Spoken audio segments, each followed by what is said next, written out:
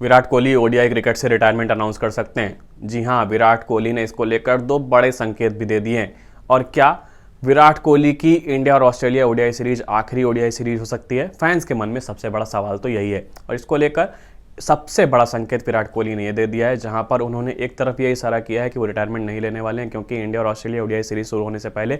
उन्होंने cryptic post किया है, जहां पर उनका कहना है कि आप तभी फेल होते हैं जब आप खुद हार मान लेते हैं। यानी अगर उन पर रिटायरमेंट का दबाव बनाया जा रहा है तो वहां पर उन्होंने ये साफ कर दिया है कि जब तक मैं हार नहीं मानूंगा तब तक मैं खुद रिटायरमेंट अनाउंस नहीं करूंगा। लेकिन दूसरी तरफ जिस तरीके से उन्होंने ऑस्ट्रेलिया रवाना होने से पहले गुरुग्राम में अपनी प्रॉपर्टी को लेकर जो फैसला लिया है वो कुछ अलग इशारा करता है, क्योंकि उन्होंने यहाँ पर गुरुग्राम में जो अपनी प्रॉपर्टी थी उसको लेकर ये फैसला लिया है कि उसमें वहाँ पर उन्होंने जनरल पावर ऑफ अटॉर्नी अपने भाई को दे दी है, जिसका मतलब ये है कि प्रॉपर्टी से जुड़े सभी लीगल फैसले उनके भाई ले सकते हैं। यानी विराट कोहली एक तरफ ये भी इशारा कर रहे हैं कि अब वो आने वाले समय में इंडिया कम ट्रैवल करने वाले हैं, यानी इंडिया कम आने वाले हैं। और इसका मतलब ये भी हो सकता है कि क्या वो ओडीआई फॉर्मेट से भी रिटायरमेंट अनाउंस कर सकते हैं, क्योंकि आने वाले कुछ ही महीनों में इंडिया और साउथ अफ्रीका के बीच ओडीआई सीरीज खेली जानी है। और अगर वहाँ पर विराट कोहली खेलते हुए नजर आ सकते हैं तो क्या इतनी जल्दबाजी क्या थी कि आपको जनरल पावर ऑफ अटॉर्नी देने के लिए जल्दी करना पड़ा और आपने ये फैसला ले लिया है? तो यहाँ पर दो संकेत हैं, जहाँ पर विराट कोहली का क्रिप्टिक पोस्ट ये इशारा करता है कि वो रिटायरमेंट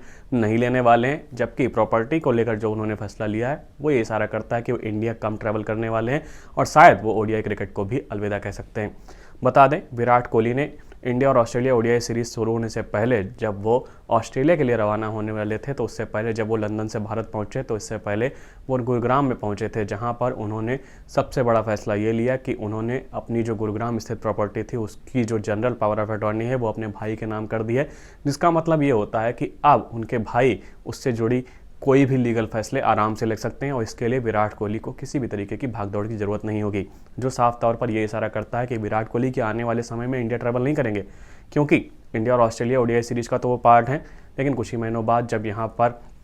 कह सकते हैं इंडिया और साउथ अफ्रीका के बीच ओडीआई सीरीज खेली जाएगी, तब भी विराट कोहली के पास लंबा समय था और सीरीज भी इंडिया में होनी थी। तब क्या विराट कोहली समय निकाल कर ये काम नहीं कर सकते थे? तो इतनी हड़बड़ी क्यों, इतनी जल्दबाजी क्यों? तो ये साफ तौर पर इशारा है कि विराट कोहली ओडीआई फॉर्मेट से अपना रिटायरमेंट अनाउंस कर सकते हैं। लेकिन विराट कोहली के जो कह सकते हैं संकेत हैं, दो तरफ इशारा कर रहे हैं। एक तो उनका क्रिप्टिक पोस्ट जो साफ तौर पर ये इशारा कर रहा है कि अगर उन पर मैनेजमेंट या बीसीसीआई की तरफ से कोई दबाव बनाया जा रहा है कि आप रिटायरमेंट अनाउंस कर दीजिए, तो वहाँ पर उन्होंने क्रिप्टिक पोस्ट करके साफ कर दिया है कि रिटायरमेंट मैं तो तभी लूँगा जब मेरा मन करेगा या मैं जब खुद गिव अप कर दूंगा। लेकिन दूसरी तरफ जिस तरीके से उन्होंने अपनी प्रॉपर्टी को लेकर फैसला किया है वो साफ तौर पर यह इशारा कर रहा है कि विराट कोहली ओडीआई फॉर्मेट से भी रिटायरमेंट अनाउंस कर सकते हैं और वो अपना जो कह सकते हैं समय है वो अपनी फैमिली के साथ लंदन में स्पेंड करना चाहते हैं और आने वाले समय में वो शायद भारत में बहुत कम समय बिताएं। अब देखते हैं विराट कोहली आने वाले समय में क्या फैसला लेते हैं। लेकिन फैंस के मन में जो सवाल है वो अभी भी बाकी है, लेकिन विराट कोहली ने अपने संकेतों से यहाँ पर फैंस को उधेड़ बुन में डाल दिया है।